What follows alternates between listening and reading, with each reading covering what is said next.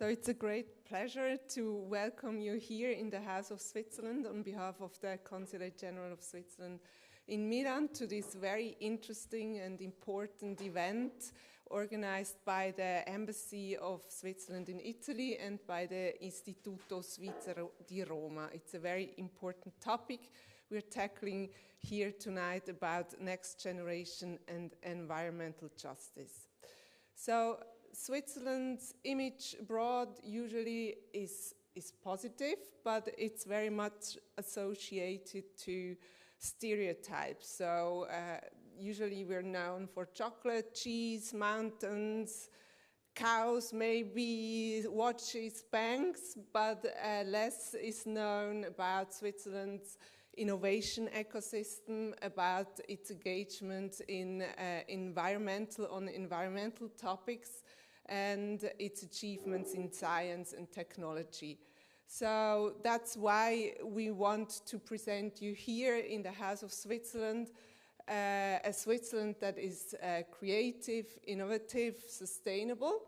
And it's not only to maybe promote those unexpected or surprising features of Switzerland, but also to deepen the dialogue with a very important partner of ours, a very prominent neighbor, Italy, and more particularly, of course, the region of Lombardy and the city of Milan.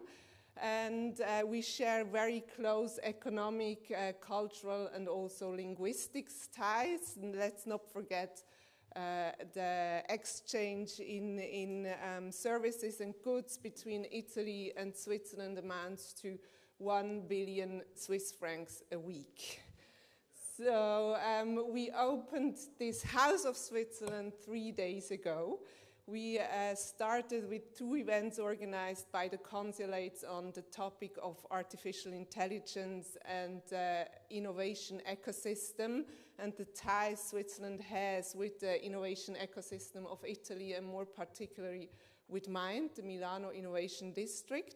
And now on the 3rd day, I think it's about time to add a layer and to talk about very pressing issues such as climate change, sustainability, and environmental justice. So I'm very happy to be here tonight and to welcome the participants who already discussed those pressing issues in a workshop this afternoon. A particular thanks goes to Professor Sarah Walker, who will moderate this evening, and I'm very curious to hear about the proposals and ideas they were coming up. Sustainability is very much also at the heart of the Swiss foreign policy, and we really are curious to have inputs on how we could better achieve the goals of Agenda 2030. So thank you very much for being here, and I hand over the floor to Director Joël Comey from the Istituto Svizzero di Roma.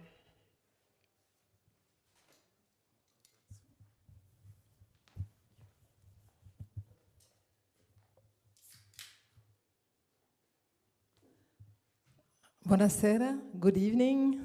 Just a word from Istituto Svizzero. We were very happy to discuss with the embassy about this program, maybe because it was in 2 parts, this idea of having first a workshop, working on solution, having a discussion, and also nurturing the exchange between Switzerland and Italy is very important for us, but also the transdisciplinary approach that we develop very much at the Istituto Svizzero, where we have residency both for artists and researchers that are open to all researchers who have a link with the Swiss university. So all this topic about climate justice, climate change is also very important to us. There are several conferences every year around this topic. So we were more than happy to step in and work with the embassy to organize that. I would like to thank very much all the participants. The idea of having not only researchers, not only academia, but to have this exchange between people who are more into political activism or media on this very topic is definitely important. So thank you, all of you, for participating, and a special thank, of course, to Sarah Walker, who just stepped in and has been moderating both the workshop and tonight evening. I would like to thank also keynote speaker, Professor Airy, for being with us tonight. I wish you all a very stimulating evening. I think it's a very important topic that we will approach tonight. And thank you already for all the participants for exchanging, for being with us this afternoon. Have a nice evening, all of you. Thank you.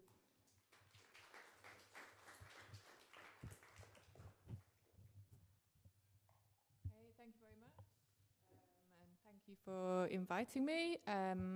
I'm Sarah Walker. I'm currently a postdoc research fellow at the University of Bologna in the geography department, working on a EU-funded project, Climate of Change, which examines the complex nexus between the climate crisis and migration. And the University of Bologna provided the research element for the project, and the other partners are all NGOs or local authorities. So kind of coming from that background within the project, it's been really exciting and interesting today to meet younger people who are working on environmental justice from different backgrounds, and particularly to step out of academia and to try to think through how different disciplines and different professions can work together and communicate better about such an important topic. So already within the project, kind of as academics, trying to dialogue with NGOs and find a way of working together with a productive language and some of the different ways of working, some of the different timescales, some of the different approaches to language all came out within the project, and I think they were elements that we discussed earlier today in the workshop. So to explain about the workshop, the Istituto Svizzero and Swiss Embassy invited 12 young either activists, academics, or journalists to come together today and discuss the issue of environmental justice and how best to communicate and work together around environmental justice.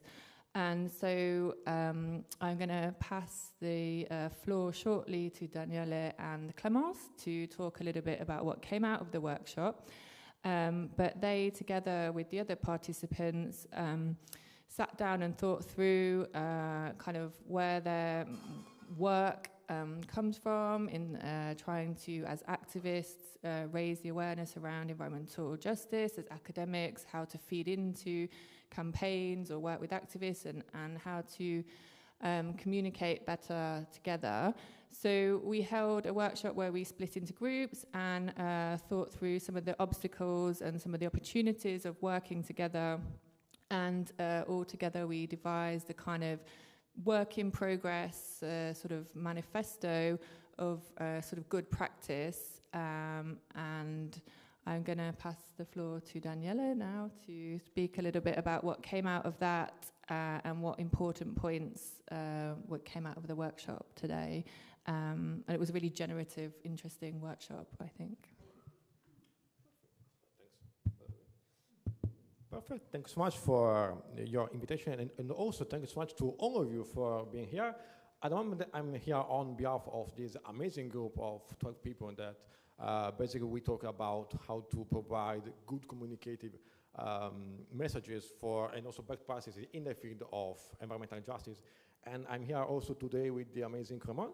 And we are going to briefly resume what we did during this very fruitful afternoon. So I'm going to keep the manifesto on. For example, we were talking about how to properly cooperate with other people, and because there we had activists, we had also people from the media and also from the academic sphere, and we found out that it is not really about cooperation, but it is more about working with them, because it is not possible to impose ideas from the above, but it is like way better to try to communicate different ideas and also to try to work together toward a common goal. And we found out that it is very, very insightful to try to do that in order to accomplish a common goal. Moving on, we saw that one of the greatest issues that there are on behalf of the environmental justice is that from the outside it is seen as a very complex issue, and we as activists, as people from the media sphere and also the academia sphere, we don't have to shy away from that one, but instead we have to try to address it and also to try to cooperate, to work together and to find concrete solutions in order to end it, because only together we will be able to provide concrete solutions. Moving on, we highlighted that there is this kind of, let's say, barriers between different sectors. There are barriers between the sector of course, activism and media sphere, and also the academic one. And we still have to try to, let's say, try to work in a better way altogether. But in order to do that, we have to try to keep an open mind and also try to be a bit more empathetic about what is the opinions of what are the opinions of the other people, and also how to try to find better solutions, because it is only by trying to find a common ground that in the end is going to be more feasible to end this issue. Another one is about trying to provide courses about environmentalism, about also the role of media into the actual society, and these are basically about generating knowledge towards sustainability, climate change, but also how to properly convey messages.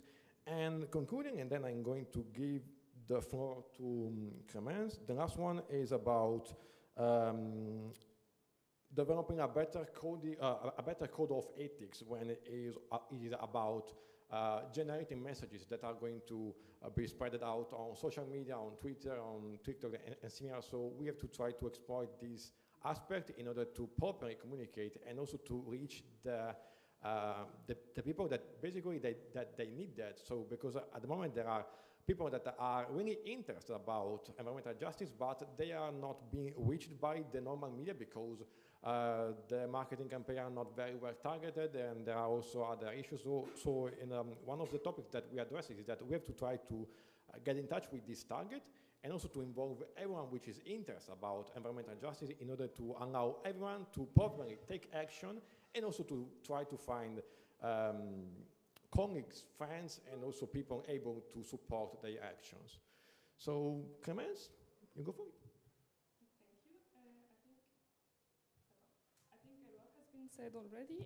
I actually don't know where to continue. I think what you said, like what we really stressed was that words matter and communication matters. So I think words matter in the sense of how we talk about this problem. If we talk about a climate crisis or a climate problem or so, it's different. So I think that's where you mentioned the code of ethics, for example, in journalism, which is also important in academia in general. And I think then communication matters well, between these different groups. And I think we had a quite long discussion about what cooperation means, if it's needed or not.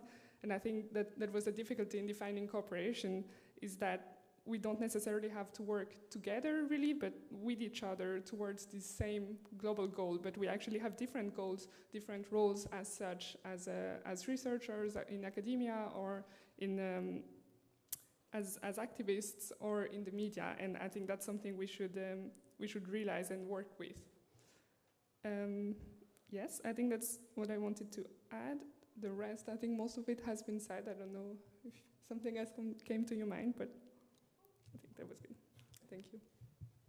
Okay, thank you both. And I think for myself as kind of moderator, I thought it was really interesting the kind of level of cohesion and the level of desire to kind of communicate and make communication improve around this issue, and perhaps whether journalism and the media could try to include more elements around environmental justice and the climate crisis, given that it is such a fundamental issue of today. And I think another thing that kind of came out really strongly for me, and especially given the name of this event, Next Generation, the issue of the way in which workshop participants as kind of young people feel the climate crisis is a kind of existential threat in a way in which perhaps older generations do not, having grown up with climate crisis as being scientifically recognized problem, whereas perhaps, you know, earlier, although many scientists recognize this, it was kind of a hidden issue. It wasn't talked about so much. And nowadays there is a huge scientific consensus.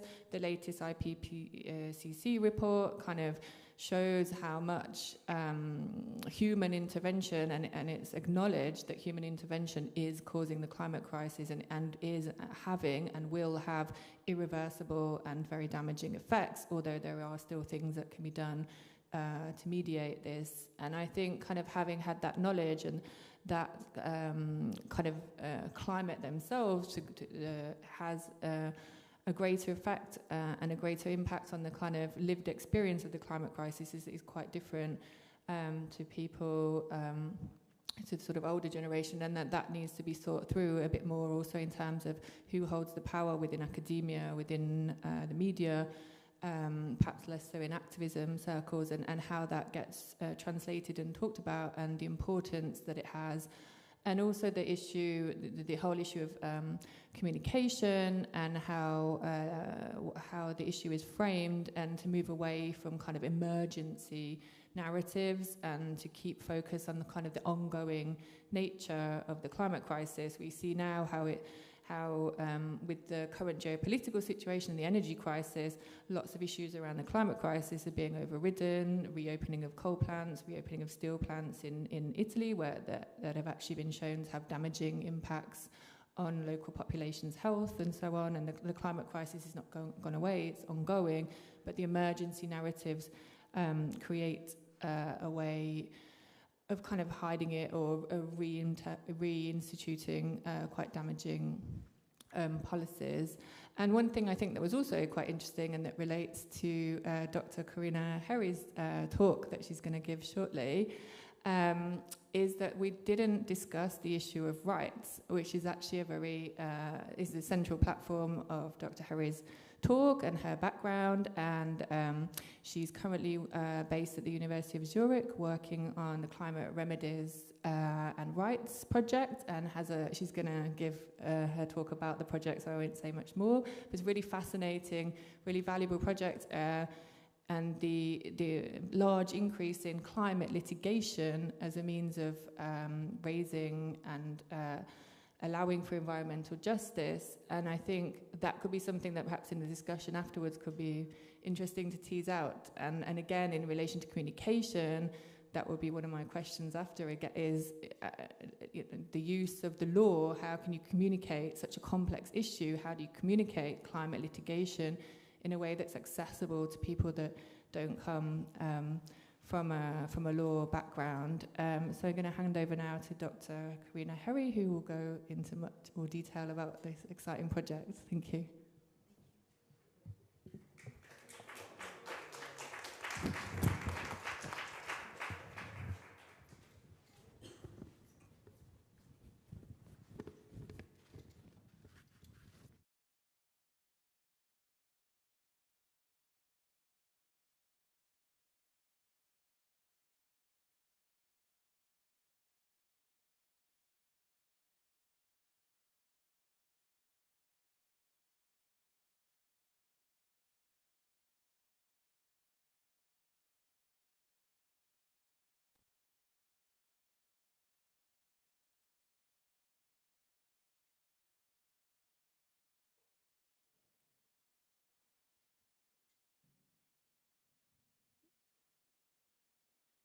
Perfect, thank you very much. And thank you everyone for the lovely introduction. Thank you for being here today. I am very grateful to our hosts for this invitation to speak about the research project that I work on, and to add a perspective of human rights to what's already been discussed in the context of the workshop. So I'll be approaching this in four steps. So first, I'm going to introduce the project that we have in Zurich, the Climate Rights and Remedies project, where we work on climate change rights and providing appropriate remedies to rights violations.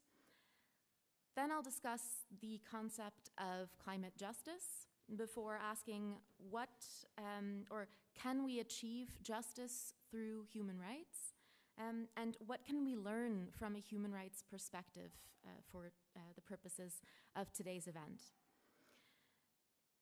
So first, as promised, I'd like to give you some background on the project. So I'm part of a larger research project taking part in Zurich. The project is led by Professor Helen Keller, who's here on the slide, who's pictured there, and myself. And we also have a very dedicated team of researchers, one of whom is here today. Violeta Sivka-Werner is sitting in the audience. And as part of this project, we study climate litigation. So that means that we collect and we study case law in which human rights are used to contest climate change. This is the foundation for our 4 streams of research, which I've put here in this bubble. So the first one being litigation. Then we have the question of remedies, the issue of reflecting on what's going on from a critically informed theoretical perspective, and the comparison to other systemic issues that we may be able to learn from for the purposes of combating climate change. One part of this has been that as we've collected this case law, we've created a database that looks about like that. It's a publicly available online database, and we collect information, summaries, links, whatever we can to provide information about human rights-based climate litigation. Our aim being that these cases are noticed, they're understood, they're being connected, and they're available in not too technical legal language. One part of this is also highlighting that these cases are coming from all around the world. So this map is a work in progress. It's not complete yet. We're always adding new cases, but we're trying to show that this is something that's happening all around the globe. But these cases take place in many different jurisdictions. And within these contexts, we've also been asking ourselves, as we go about this research, what is the role of academics in this context? That's the perspective that I can bring also to the topic of today's workshop. It's the question of what is the role of the researcher?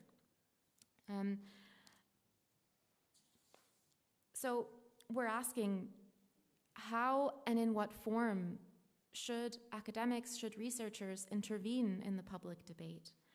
I've spoken to fellow academics who are asking themselves this question, who are worried about being accused of activism, of overstepping their role. And another thing that we probably also need to talk about is how do we make sure that academics and big NGOs don't take up too much space, that we're still listening to marginalized groups, to youth movements, to indigenous peoples, to all those who might not be well represented in those contexts. As I see it, the role of researchers in this context is in helping to explore possible arguments, in furnishing expertise, and in our context, which is a legal context, I see it as expanding the legal imagination. That means thinking critically about human rights, about the nature of power, and about the hurdles to achieving climate justice through litigation. Reading the invitation to this event, I was reminded of this tweet. Here we see a tweet from the former US president back from 2012. You might not be able to see it, I might be in your way. But according to this tweet, basically, Donald Trump, I can't move out of the way or you can't hear me anymore, I'm sorry. Donald Trump basically alleged that climate change was a ploy created by a foreign government to harm US manufacturing interests. This tweet is now 10 years old and quite a bit has changed in the discourse in that time. One of the things that has happened is that we're seeing more and more climate litigation taking place. So now we have courts in the mix, and they're increasingly becoming more receptive to these climate claims. But the question for us is, can courts provide climate justice? I'd like to touch on a few topics in this regard that are relevant to answering that question. First, I'd like to ask, what do we mean by climate justice in this context? And here on this slide, you might not be able to see it again, but I'll read it. You see a definition of climate justice that was created by Greenpeace. And Greenpeace's definition of climate justice says that climate justice is the fulfillment of human rights in the face of climate change.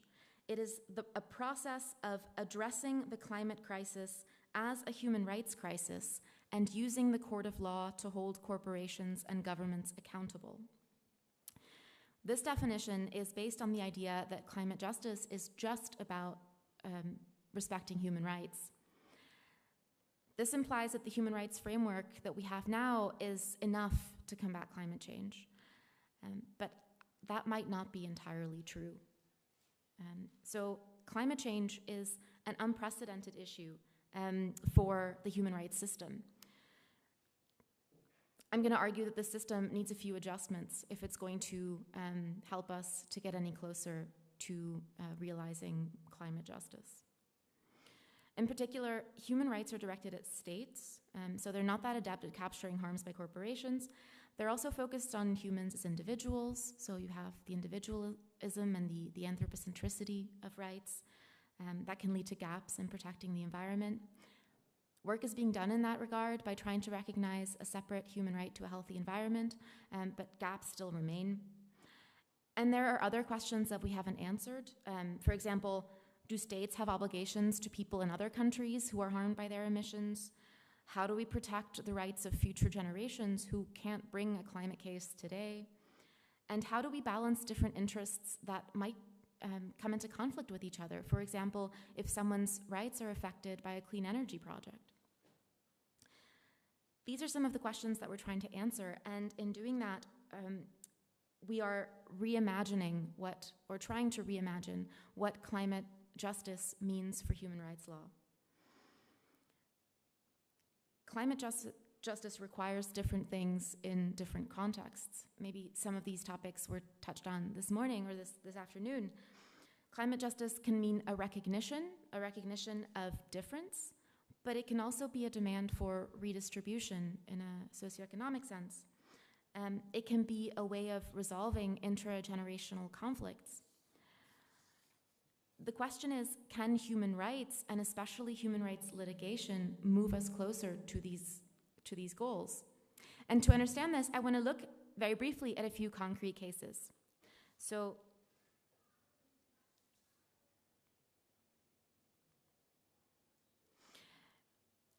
one group that's currently seeking climate justice through litigation is known as Youth for Climate Justice. This is a movement that's brought a case to the European Court of Human Rights. That case is on this slide.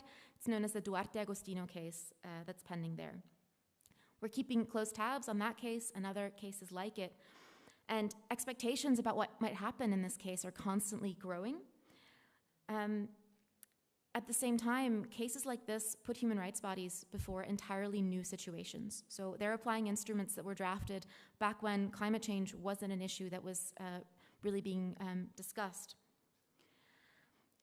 There's a lot that I could say about these cases. And the Duarte case is definitely not the only one we should be paying attention to. There's many others in different jurisdictions, as our map has indicated. But today I'd like to emphasize just a few aspects. So, in some way, these cases all aim to achieve changes to state policy on climate change. So predominantly, that's going to be emissions reductions, but it might also be adaptation. It might also be the protection of the rights of climate activists. It could be different things. A key word here is the word vulnerability. We see a range of arguments being made in these contexts about the vulnerability of the people involved. This includes arguments about children and young people who are considered particularly physically and psychologically vulnerable to the effects of climate change, but also, for example, the exposure of elderly people to heat waves. This could be about the rights of indigenous peoples, for example, and so on. What we're also seeing in these cases is a strong involvement by NGOs. We can describe these cases as strategic or public interest cases because they're not just about the applicants in the individual case, they're also about a broader interest in climate protection, in climate justice. And this is something that's relatively difficult to achieve via human rights law. So human rights law, its standing requirements, and so on, exclude these types of cases where an NGO is bringing a representative case in the name of many individuals. We're trying to rethink these requirements. We're trying to imagine how this could be done differently, how standing could be done differently, which is particularly important because climate cases are complex, they're expensive and difficult to litigate, and being able to bundle these cases under an NGO that can support applicants can be crucial. We also need to think about how to frame climate harms as human rights impacts, especially when we're talking about future harms that aren't happening yet, but that are going to take place based on today's greenhouse gas emissions. This might mean framing the fear that people already experience today, the so-called eco-anxiety that people are experiencing, as a violation in and of itself. But it could also include claims about climate-induced displacement, so climate refugees. We're seeing more and more also development on the positive obligations of states to protect people against the effects of climate change. In addition to all of that, though, we should also be thinking about procedural justice. So procedural justice as an element of climate justice. So even if a climate case doesn't necessarily give us the result we want, even if it doesn't lead to a big win for the applicants, there's another metric we need to observe, and that's this procedural justice question. So it's the question of, do people have the perception that they were adequately heard, that their case was decided fairly? We see human rights bodies doing different things in this context. And one example comes from the UN Committee on the Rights of the Child. I've pictured some of the applicants in that case here on the slide. So that Committee on the Rights of the Child recently decided its first climate case. This was a case brought by a group of young people, including climate activist Greta Thunberg. And on paper, they didn't have a big success with this case. It was declared inadmissible. And that's because the young people didn't meet what's called the exhaustion requirement. That doesn't mean that the committee was exhausted. It means that they didn't go to the domestic courts first. That's a standard requirement. But at the same time, even though it declared this case admissible, the committee clearly wanted to send a message to these young people. So it issued a decision that made far-reaching findings on other aspects of the case. And it also issued a letter to the applicants. And in that letter, it explained to them that their case was historic and important, that the committee had understood the urgency of the case, and that it had spent many hours considering it and had struggled to remain within sort of the powers that it has. So access to justice, procedural justice, this matters, and various human rights can help to guarantee that. The right to an effective remedy, the right to a fair trial, but also, especially in the context of civil disobedience, the right to freedom of expression, assembly, things like that.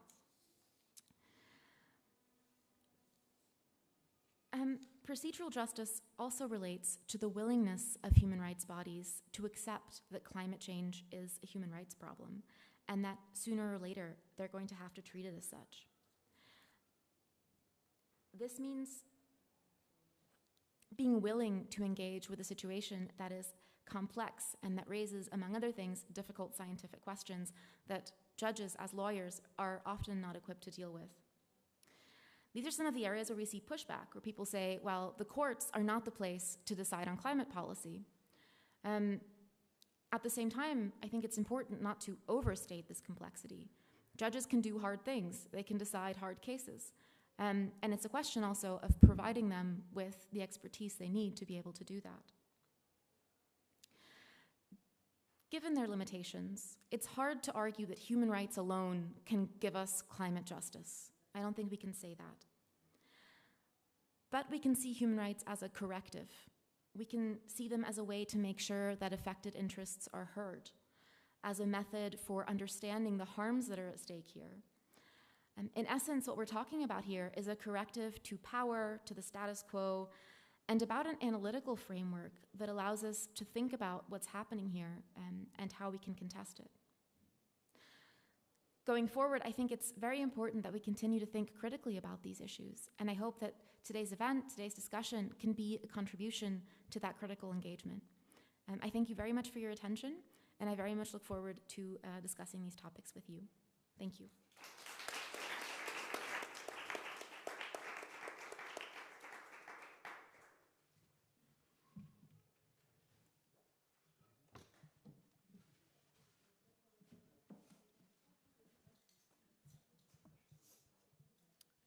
Thank you very much. I think that's just really such a fascinating project and such a fascinating way of documenting the way in which the rights-based approach can be used to challenge what are effectively huge global inequalities, both across and within states. So a lot of scholars have shown how the climate crisis affects different populations or different elements of the population differently. So the right to the universal right to a safe, healthy environment that was recently recognized by the UN Human Rights Council, that is a right that is not recognized by many people across the globe, and predominantly people of color, and is predominantly marginalized people who suffer the most the impacts of the climate crisis. Also, for example, scholars have shown how Hurricane Katrina as a natural disaster had a much wider impact on the poorer segments of the population, and particularly Afro-Americans, due to their marginalization within society. So it's a way of kind of drawing out these imbalances, and a way in which perhaps more vulnerable marginalized populations can have the power to act up and take a stance against the harms and the kind of denigration of their rights. So yeah, I think it's really, really fascinating. And I think one of my questions would be, I guess, because interestingly, it did not come up in our discussion, and maybe because we kind of focus quite a lot on the interaction between academics, the kind of communication, the dialogue element, and the question of language. So I was just wondering, kind of, how do you see the database perhaps being used by activists and people who are not based kind of within a legal background? Like, how would you hope it could be used and taken forward? Thank you. Thank you very much. Yeah, so our database, the idea of it is that it should be accessible to as wide a range of people as possible. So we imagine it being useful to practitioners, to students, but also to members of the media, members of the public, as broad as possible a range of people, which means, of course, that we try to keep the language not too legalistic, while at the same time providing accurate information. We've noticed that it is of interest to people who are engaging with these cases. Our hope would be, specifically because there is so much going on in so many different places, it can be hard to keep track of everything. It can be hard to know what cases are happening around the world, what state they're in, what's been decided, and also for litigators, that this would be a resource that might be useful. We're always expanding the database. We're always working on it, and we're also very open to feedback from those who would say, I'm a member of the media and I'm looking for this. We're very open to incorporating that, but basically the idea would be that the more we know about how these cases are being argued and litigated, what's succeeding and what isn't and where, the more we know, basically the better. So the idea is to share that knowledge as broadly as possible. Great, thank you. And we talked about it a little bit before your talk, but I think there's a case coming up that kind of represents also the elements of the transboundary issue of climate crisis, which you mentioned in your talk. You know, how do you hold states accountable for harms done outside their territorial boundaries, and how does that kind of work? And I wondered if you could expand on that a little bit. And there's the Torres Strait Islanders kind of case that the indigenous population is holding the state of Australia to account with the Human Rights Council, I believe, committee, sorry. Yeah, and I wonder if you could just explain a bit around that and some of the difficulties in the complexities of the law in showing harm, and then also relatedly the issue of temporality. I think that's again an issue, and that came out in our workshop. The issue of the climate crisis is a future issue, and the future harms, and how do you talk about and manage that when we're in the present. And yeah, thank you. Thank you for that. I mean, you've really hit two of the tough questions that we're trying to answer regarding these cases, and it's not just the Torres Strait case. It's many of them that have these extraterritorial elements. For example, the case that I mentioned, the Duarte Agostino case, with the young people who are going to the European Court of Human Rights, that's a case that's being brought against 33 states. So these are Portuguese young people, and they're saying all 33 of these states are violating our rights here in Portugal because of their emissions.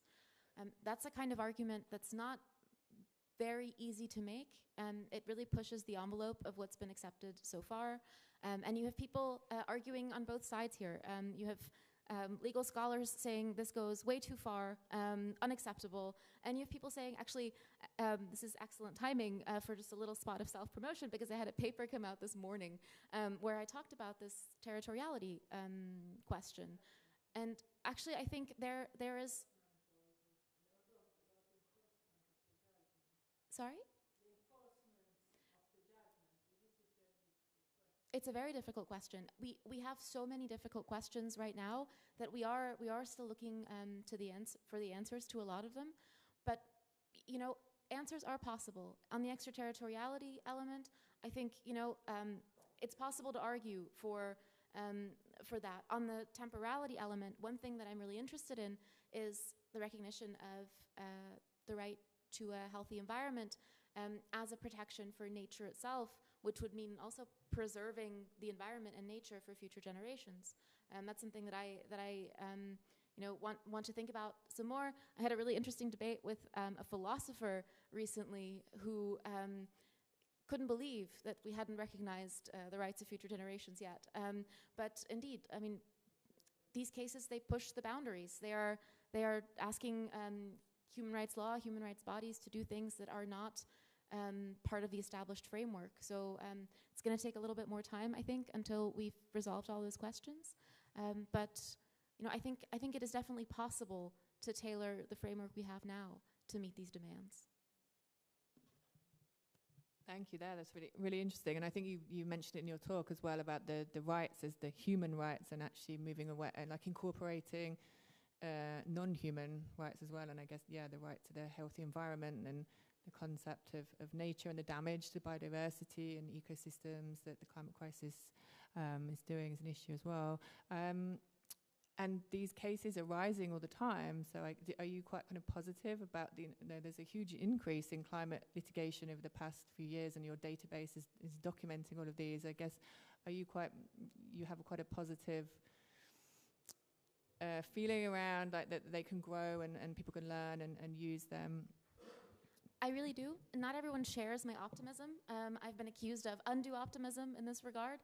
But I think it all depends on how you understand success, which is something we were talking about before this event. And it depends on how you understand what a success is in one of these cases. So in my opinion, a case that creates debate, that draws attention to the issue, that maybe doesn't necessarily lead to a violation judgment, and that maybe isn't executed, as you mentioned, in the way that we would like to see that happen necessarily, can still be a success in the sense of motivating follow-up litigation, motivating grassroots movements to continue their work, generating debate, maybe affecting decision-making in the political sphere. There's many different trajectories that this can take, and in that sense, I think I am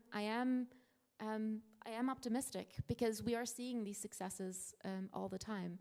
That doesn't mean that we're going to solve all the issues that we are dealing with, with these pending cases that we have now. But it does mean, that we're getting closer and closer. Thank you. And I have another question about climate-induced displacement, but I don't want to hog the floor. So I wondered if Daniele or Klimos want to ask or give any feedback on anything. You both also activists as well in your own work. If you have, if you do want to share anything, don't worry if you don't.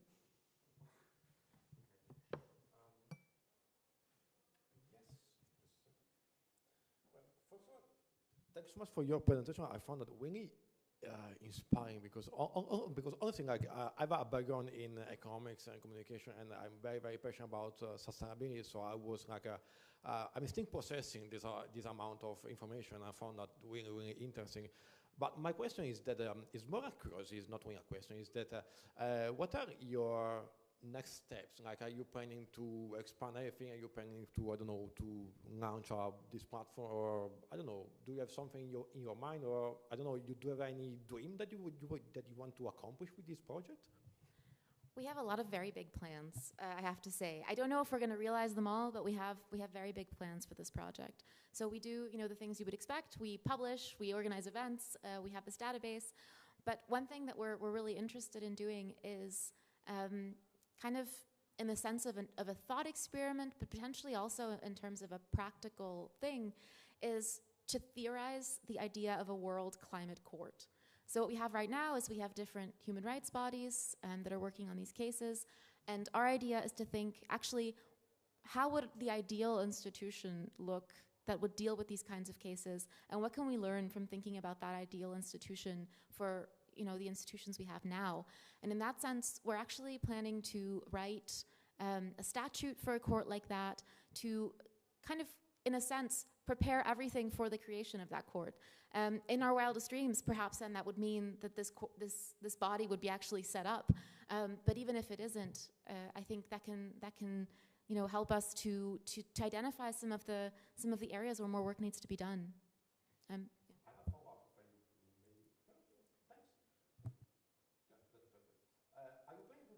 On an international level, or are you also planning to launch national councils? Because I know it is like kind of different in order to try to assess these kind of, let's say, issues on a local level and also on an international level.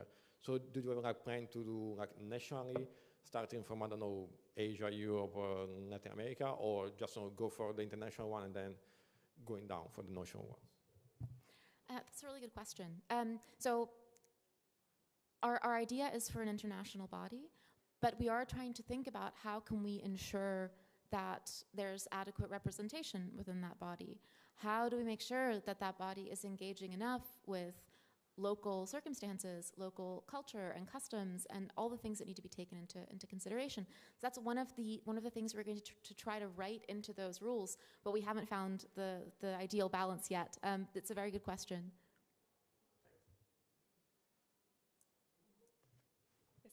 Thank you very much for your presentation. I think I don't have a proper question right now. It's more of a remark. I really liked your last remark about the optimism. I have to say I'm not sure I agree. I share your whole optimism, but I think it's an interesting way of looking at it. And I was actually wondering how. I mean, you mentioned in the beginning, how can we as activists, for example, use this database?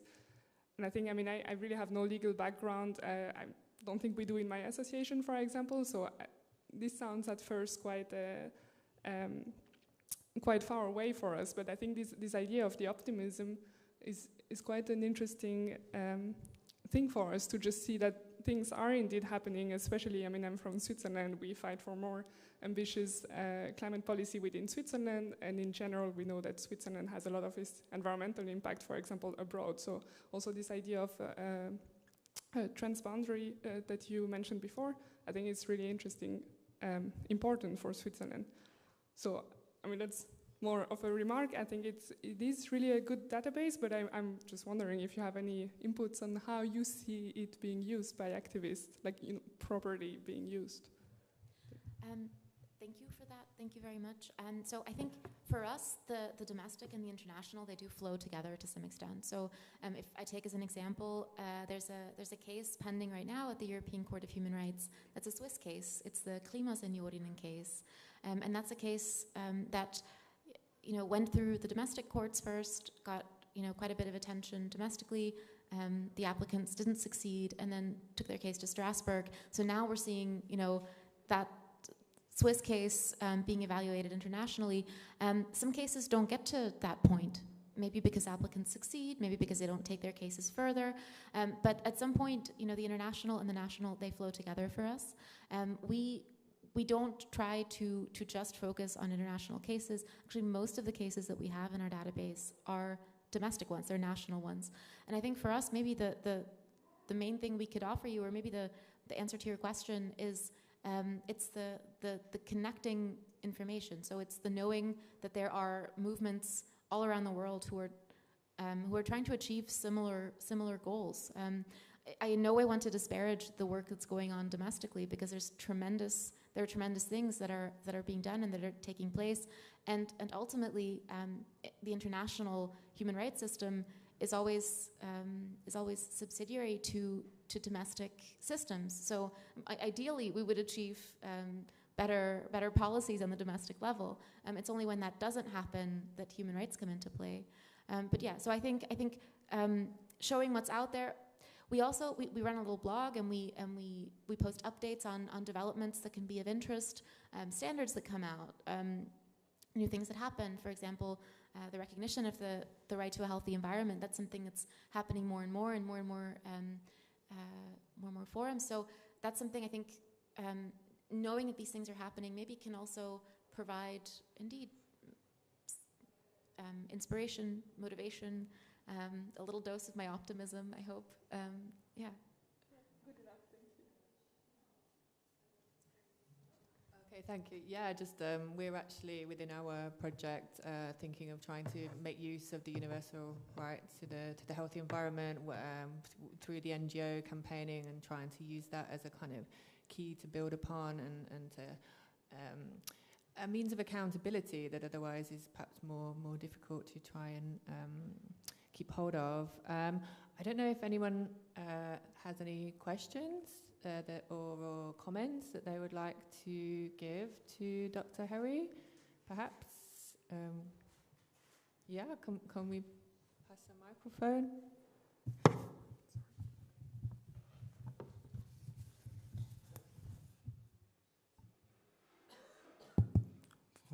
Okay.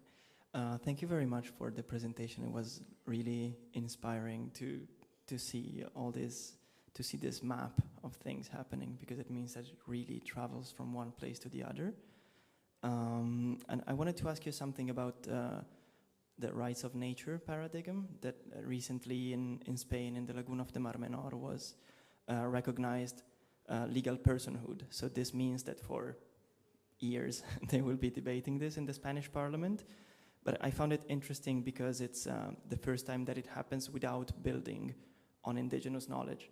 So this paradigm that comes from the Amazon rainforest and has been introduced in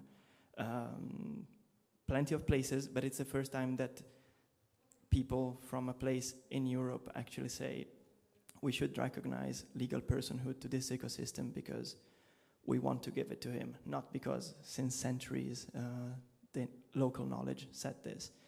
And I wanted to ask you if you're optimistic, again, about this way of protecting ecosystems spreading, or just this. Yeah, thank you for raising that. I mean, it's a really good point. There's different research that's going on now, not just about nature as a subject of rights, but also about, for example, animal rights and animal dignity, and that raises all kinds of questions. For us, one of the questions is indeed this question of legal standing. So it's actually quite restrictive who can bring a human rights case and for what reasons. And as we try to rethink that so that it can more adequately reflect the harms that are being done here and the protection needs that are there, I think these types of developments are really important to look at, to think about. I mean, I think that's one of those things where we have to keep seeing what happens. I think one of the things that's also really interesting for us now is, you mentioned indigenous rights. That's one thing. One thing that I'm fascinated by is the development of peasant rights. So the UN a couple of years ago recognized the human rights of peasants, and that was a movement of people who work with the land, who have links to agriculture, small farmers, things like that, who are not necessarily indigenous peoples, but who nonetheless said, we have a close relationship with nature, with the land, and we want those rights recognized as well. So it's, you see the protection of the interests that are relevant for the law growing, and I think that's something really important that we need to keep expanding on. I don't know if that's really an answer to your question, but I am very optimistic about these types of developments. I don't know where they'll go. I don't know, I can't evaluate that, but I can say that we're very interested in them and paying very close attention to them.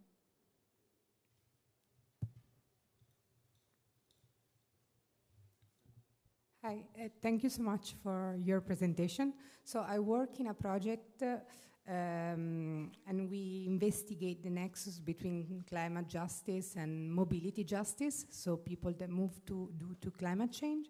So I would like to know, I have two questions for you. One, if you came across on climate litigation on people that move due to climate change, and what do you think should be a legal protection of on people that move due to climate change, since the term climate refugees will cover just a small percentage of those people, because usually climate movements are internal to the country. Thank you so much. Thank you for that question. I am afraid you might know more about this topic than I do, because it's not something that I've focused on specifically yet. I can tell you the most sort of famous human rights case is one you'll probably know already. It's the Teitiota versus, you know it, yeah. So that's a case about someone from a small island state who claimed asylum based on the environmental destruction of his home state. And while his case didn't succeed for him, we saw the Human Rights Committee, the UN Human Rights Committee, sort of acknowledging the possibility of this argument being made in later cases, which was already something that, was, again, to frame my understanding of success, that was something that was seen as a big success by people who were observing that happening. At the same time, I think we have a tremendous amount of unanswered questions in this department. And I think the next few years will have to show, how the law is going to respond to these situations. Indeed, what we have now, the criteria that we have for asylum applications are restrictive, and I'm sure there'll be many people who will not meet them under the existing criteria. But yeah, I don't know if I can offer an evaluation of how that can or should develop, unfortunately.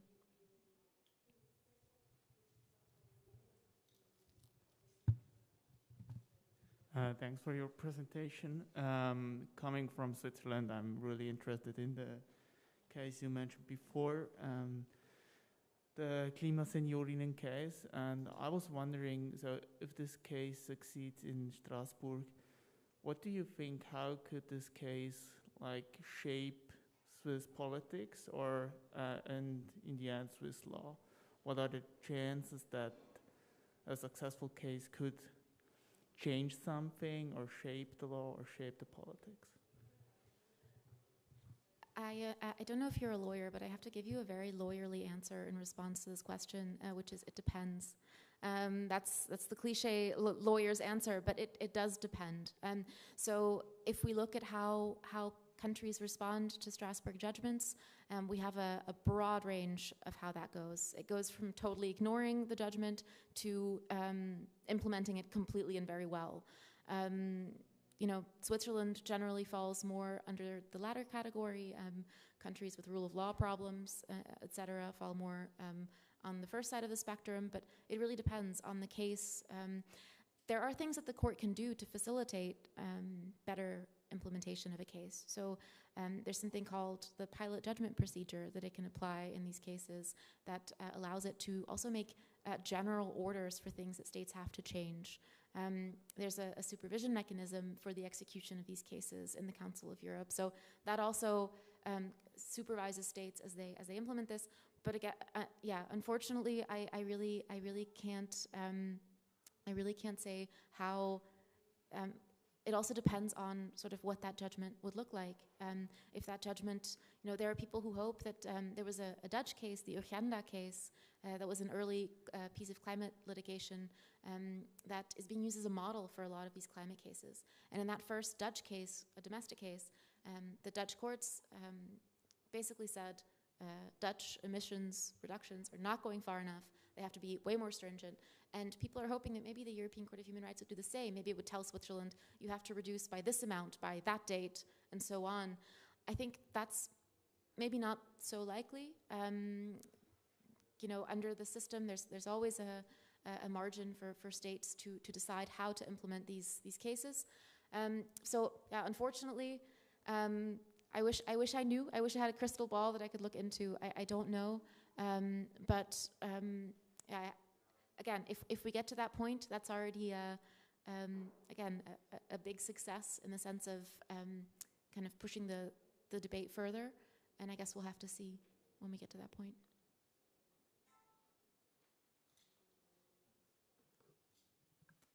Okay, thank you so much. That was, yeah, I think we could keep on discussing it. So interesting. Thank you so much to the Istituto Svizzero and Swiss Embassy in Italy for hosting the event. And I think there's now an aperitif. So yes, thank you. Thank you very much.